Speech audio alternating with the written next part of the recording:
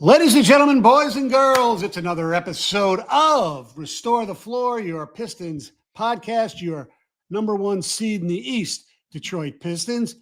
I'm Stoney. He is Evan Jenkins, and we have a very special guest on today's pod. He is the head coach of the Red Storm of St. John's University. More importantly to you and I, the man who has coached Daniss Jenkins at two schools. He coached him at Iona, coached him at St. John's, and we're happy he's going to be with us later in this podcast. What's up, Ev? You know, just hanging. I was kind of going to go off the deep edge there last week with the Pistons when I watched them play the Bucks, and it looked like last year's team all over. But you know what? They wrote the ship. Everything's fine. I'm fine.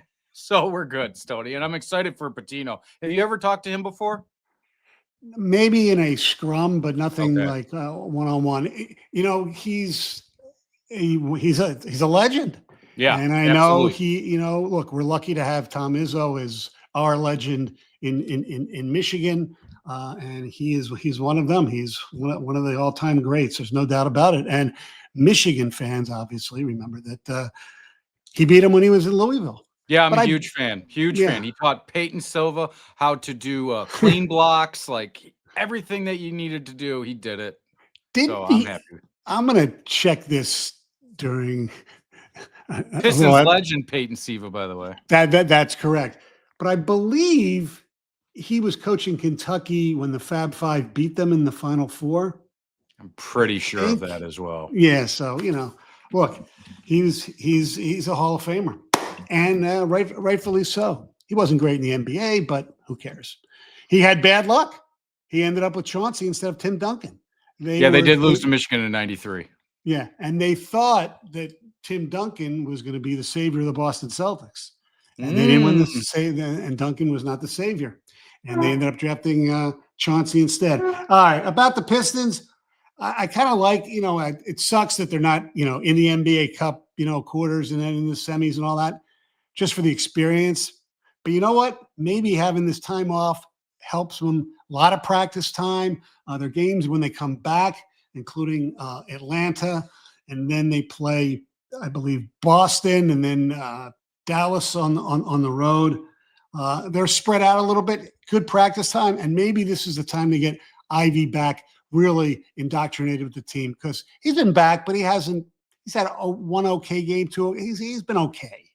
Yeah, he's been average. He hasn't been what you want out of him. But you're right, Stoney. As fans, we're obviously very, very selfish that want to see basketball games on our TV or maybe in person, And you're absolutely correct. The week off is great. The fact that they can get continuity and practice with one another and get everything going with Ivy, and Sasser's coming back off an injury. So I'm really looking forward to seeing them play again. It's just I wish it was sooner rather than later. I know it's not till Friday night? Yeah. But what did you think of that Milwaukee game, Stoney? I sat there and I watched it. I watched them blow a lead. I watched Isaiah Stewart get kicked out of the game for immaturity again. And I was like, no, I don't want it. I even had the rash choice. I was like, you know what? Trade Stewart. Get him out of here if you can. But no, I have definitely come off of that cliff that I was teetering over. But what did you make of that? Because I was able to erase it because their next two games were pretty damn good. Pretty good, especially they almost the Atlanta game was going back and forth, but they made a nice run and held on. Look, Isaiah Stewart is Isaiah Stewart. We're going to have to live with some of these things. It's kind of like, to a lesser extent, and obviously our results weren't as good as Golden State's, but that's what Golden State fans have to deal with Draymond. Yeah, it's very similar. All right, we don't want the technicals, we don't want the ejections, but we certainly love the block shots. We certainly love. He's been pretty good from his few, 3 attempts. He's been really, really good this year. People are talking to him about being. I don't know about Defensive Player of the Year because it depends about how long Wemby is going to be out. How many games he's going to play.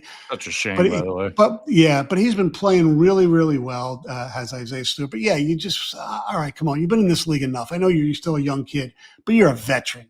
Stop this crap. Well, and it's like, that they're going to try to get under your skin, the same thing that they do with Draymond. So you have to be the bigger person. And I know there's probably times where they're challenging your manhood and yada, yada, yada. But at the end of the day, you are playing a basketball game. Mhm. And Yeah. you on the court is more important than you not. So hopefully he learned from that. I mean, obviously, we talked about this. I think it was last episode how JB has learned from his text. I don't even know if he has one Right. this year. No, I don't think he has had a tech, but you know what, Ev? He also has, shall we say, he curtailed the early challenges. He did have one this week that I was like, he hasn't completely learned, but whatever. But that also is with his staff, has to be there and has to be aware and be like, yes, yay or nay.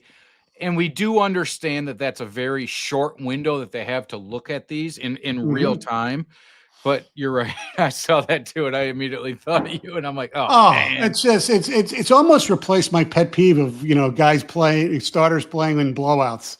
Why would you challenge anything in the first half, especially when they're close challenges? Well, in It today's NBA, especially, you know what I Yeah, mean? I mean, it's a you game of runs. Like, is one bucket, one foul, one turnover that important in the first or second quarter? Probably not. Now, a head coach might look at us and say, I can look back at that one turnover right there in the second yeah. quarter. That changed everything. So, I mean, just playing that devil's advocate, yeah, we don't love it. I think we also found the last few games because he didn't play, and I think one or two of them, how important Duncan Robinson is to this basketball team. Well, yeah, he's that 3-point shot, even though they're not taking a lot of 3-pointers and they're in But the he, bottom they, of the league as a team, but you still need it.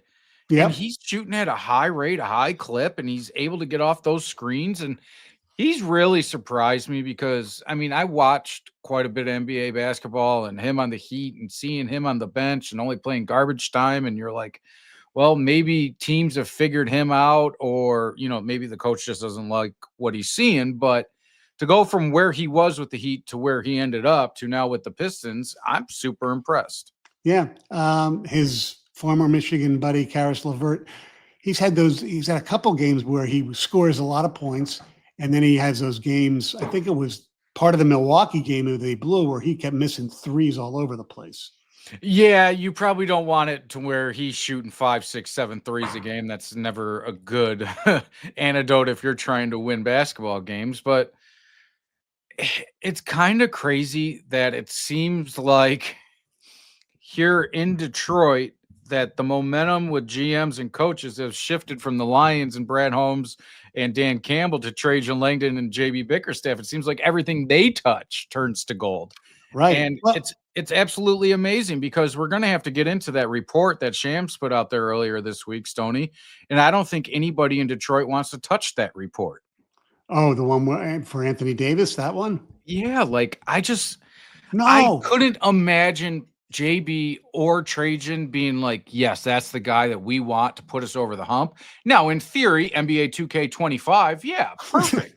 Yeah. But he can't stay on the actual floor. And No. right now, for what they would have to give up, they're giving up too much. And it goes back to our conversation last week of maybe you just stay where you're at right now because the East isn't exactly a powerhouse. Right. If you can somehow get, with maybe only giving up a draft choice, get somebody like a Trey Murphy, whose name Sure. is out there, who can shoot the three, that's somebody who you go after maybe. But as accomplished as Anthony Davis is, he just doesn't play enough because of the health. It's not worth it, I don't think. No, and I completely agree. And with this young team, I think you're absolutely correct because there is one expendable piece, and we all know him. His name is Tobias Harris, right? Right. Yeah. Well, And if if they're you going to could get get anybody, it's because of the salary. They have to get rid of him. 100%, and I looked at Anthony Davis's salary, and I'm like, I don't even know where the hell they're going to come up with money to try to match it. I Right. mean, you got Cade at 46, and then him at 26, and so on and so forth. But Isaiah Stewart at 15, Duncan Robinson at 16, and I don't even know if you can trade Duncan Robinson right now. Doesn't the NBA have rules where you have to keep a player that you signed for so long before you trade them? Yeah, I forget what the date is. I think it's So maybe who knows? mid-January. I do think that you and I are lockstep that no, absolutely not. No. Mark Aiken will entertain the talk. We'll Yeah. talk with Trey Murphy or somebody else that can help it, but not And he has like a $60 million player option next year. Why would he not pick that up? Right. Unless he came here, played phenomenally, won a championship, and got a $250 million extension. But other than that, then you're stuck to that, and you got $100 million between two guys, and it's look, really and, one and a half. And we're not saying that the Pistons are good enough to win a title and don't need any help. That's not what we're saying. No. We're just saying that because of his health and because of his age and because of a lot of the other factors, it's not worth the gamble. Because even if you're talking about winning a title, not just getting to the finals, you're talking about winning a title, Anthony Davis and this current Detroit Pistons team ain't beating OKC. Then again, I don't know if anybody's beating OKC. No, that team is crazy. So I was looking at it just the other day about how good their actual scoring is, like just across the team in general. And I think I want to say that they had 8 dudes scoring in double figures. I'll pull it up right now. So you got Shea at 32, Chet at 18, Jalen Williams at 17, AJ Mitchell at 14, Isaiah Joe at 12, Aaron Wiggins at 13, Hartenstein's at 12, and then a couple at 8. I mean, they are so unbelievably balanced. It's crazy. And this is tied the best start in NBA history. And AJ Mitchell came out of nowhere. We are so honored to have with us right now on Restore the Floor, your Detroit Piston podcast. One of the great coaches in college basketball history. He is Rick Pitino, and he's now, of course, coaching St. John's, and we'll get to one of his former players in a second. But first, Rick, I want to congratulate you for only losing to Michigan by 1 in a preseason game. Did you think that this team was going to go and beat everybody by 40? This is absurd here. Well, we were so disappointed when that game ended because we had 2 free throws, could have won the game and didn't. Goes into overtime, and looking back, I said, I can't believe we lost to them. Can't believe we lost. Now I'm watching them and saying, I'm glad we played them an exhibition game.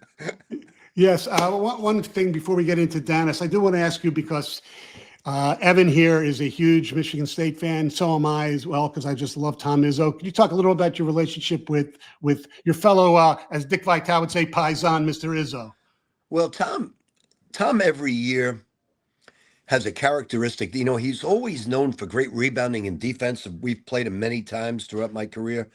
But the thing that's very underrated is his transition offensive game. His teams are great in the open court transition wise. And when you think of Tom, you think of, rebounding, toughness, but his teams play great offense, especially in transition. They're really tough to defend, but he's an outstanding coach. He's stood the test of time. I know he's not enamored with the NIL and the transfer portal, but I know he's a little bit for us at St. John's. We're a bit of a commuter school. We have Madison Square Garden, so we don't have football. So for us, the transfer portal is not a bad thing, or the NIL for that matter. But do you have what's your relationship with him? Are you guys good buddies? I know because he seems to be good friends with everybody. Yeah, I think everybody has tremendous respect for him. We've competed against each other for years. And in the coaching profession as head coaches, you don't have a lot of really close buddies. It's your family and it's your assistant coaches. And it's like I'm close with Billy Donovan from the Chicago Bulls. I'm close with the players I've coached that are in coaching today, Rick Carlisle of the Pacers and people like that. It's relationships that you've coached or worked with that are your closest allies and friends. All right. Speaking of one of your former players, it bordered on a short version of Linsanity here with Daniss Jenkins coming with all the injuries. He goes and plays 5 straight games, getting 14, 26, 19, 18, 24. When did you know, or did you know, because you had him at Iona and then at St. John's, that this kid was maybe not a great player, but special, especially with his mentality? Well, Daniss is a throwback basketball player where truly he always cared about the name on the front more than the name on the back. He's just totally selfless. I have a player like that now, Zuby Ejiofor. Daniss was just all about the team. He never had a bad practice, never gave me anything but 100%. And I count on one hand 10 years at Louisville, St. John's, Kentucky, Providence, 5 players that I could say never had a bad day. Just gave you 100%. Now, were there days where he didn't play great? Yes. But he always gave me 100%. And he always played the game the right way. We lost to UConn. The closest UConn came to losing was 95-90 in the Big East tournament. And Daniss had an incredible game. He was MVP of the tournament at Iona, the MAC tournament, when we went to the NCAA. He played in a backcourt with Walter Clayton Jr. For a small school like Iona to have that type of backcourt was tremendous for us. And then he came to St. John's, was a great leader for us, did a tremendous job. It did not surprise me that he did what he did. And remember, now he's still on a G League contract, even though because they're at their quota, so to speak. And I've spoken to him many times, and he never complains and says, "Coach, I'm still not making much." I mean, I always complain to his agent, but he never says a word about it. And it's just a rare quality today, and nice to see, very refreshing to see. Now, when you're going about recruiting a guy like him, and you mentioned all of these amazing qualities that he has, the 100% going, doesn't have a bad day, do you see that during the recruiting process, or is that something that you see in practice and you're like, oh boy, we got one here? Well, it's funny because neither Daniss or Walter Clayton really had a big time offer.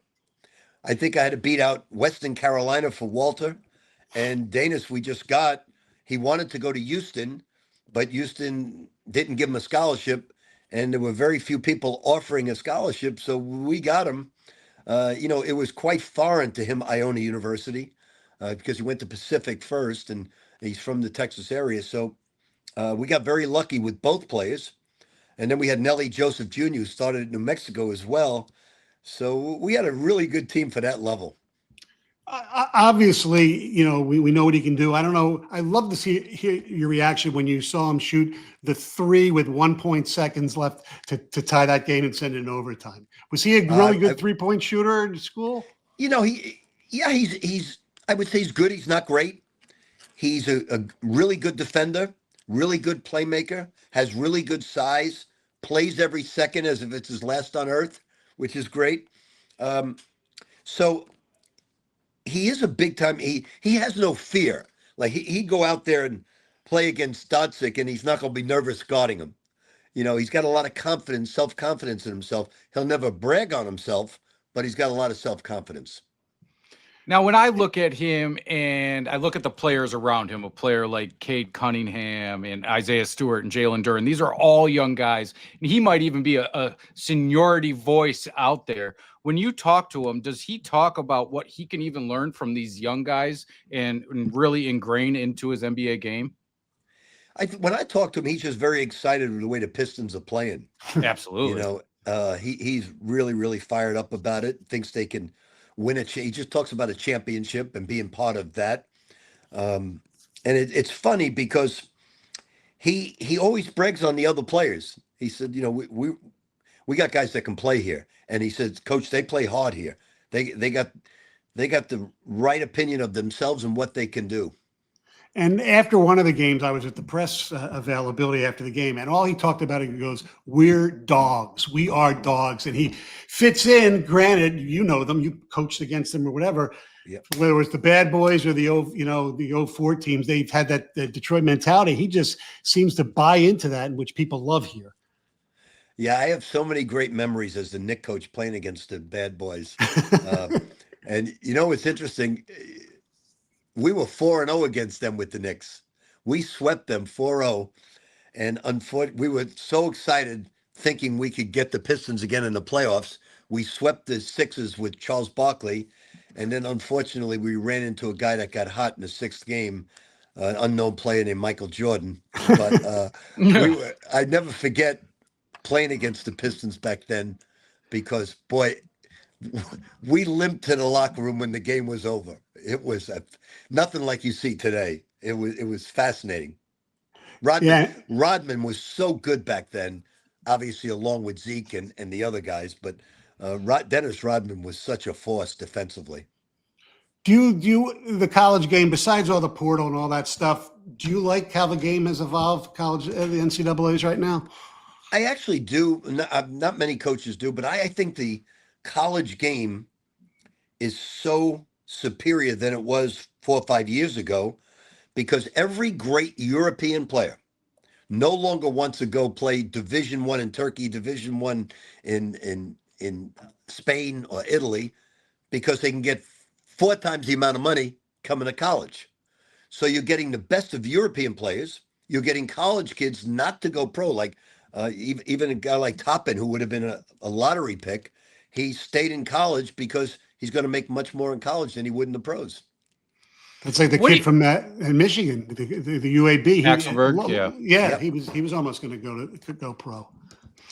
When you look at Jenkins, I wonder how a player maintains the positivity. I understand what you said earlier, that he is always a positive guy. But like you said, on a 2-way contract, at any moment he can go down.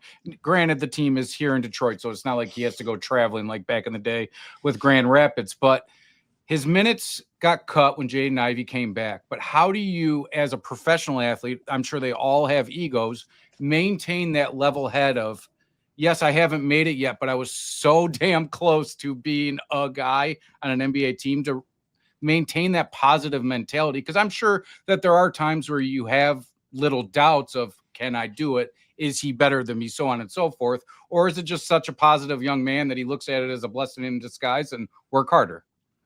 Well, I think two things. I think the head coach has done a very good job of acknowledging Daniss' skills and his leadership ability, as well as the general manager who I recruited way back when. We didn't get him, but I did recruit him from Alaska. But I think they've done a good job of keeping Daniss in the loop. And the thing that Daniss realizes that, look, I've got a future in this game. And if I could win a championship at Detroit, whether it's with the Pistons or somewhere else, I've got a future in this league. And I know he loves his teammates. He loves being part of the Piston organization. Obviously, he's got to get a real contract down the road. And I hope, and I know he hopes, it's with the Pistons. I want to ask you about something that is always, Michigan fans always talk about this. We thought we had Pitino. Now, it worked out good because Beeline ended up going there and you guys ended up playing in the finals. Set the record straight. How close were you to coming to Michigan? And was it because your wife's love of ponies in the Kentucky area that turned the Wolverines down? I actually signed the contract and then couldn't get a hold of the AD because he plays either squash or racquetball. And I said to his secretary, look, I've got to speak to him. The problem I had is what my wife said is, look, you coached at Kentucky. She doesn't like the horses, by the way. I do. Oh, okay. Yeah, she said, you coached at Kentucky. You know people. They said, you've never been to Ann Arbor. At least go visit Ann Arbor. Don't just sign a contract. And I just changed my mind. But as it turned out, you got John Beeline. We both played against each other in a great national championship game. Thank you for that, by the way. Thank you. Yeah. He hates Michigan. He hates Michigan. Although people still say that was goaltending on Siva. Yeah, It wasn't. you know, whether you believe it or not, there's 2 calls in that game I thought went against us as well. I'm sure. The Michigan fans only look at that play, but I had 2 key plays that I thought meant a lot. So the one thing, it's interesting about college basketball with the one game and you're gone. I can't tell. The other day, I'll give you an example of what I'm talking about. I have a really good player named Joe Sonone, and he sat most of the game with 2 fouls, then 3 fouls, then 4 fouls.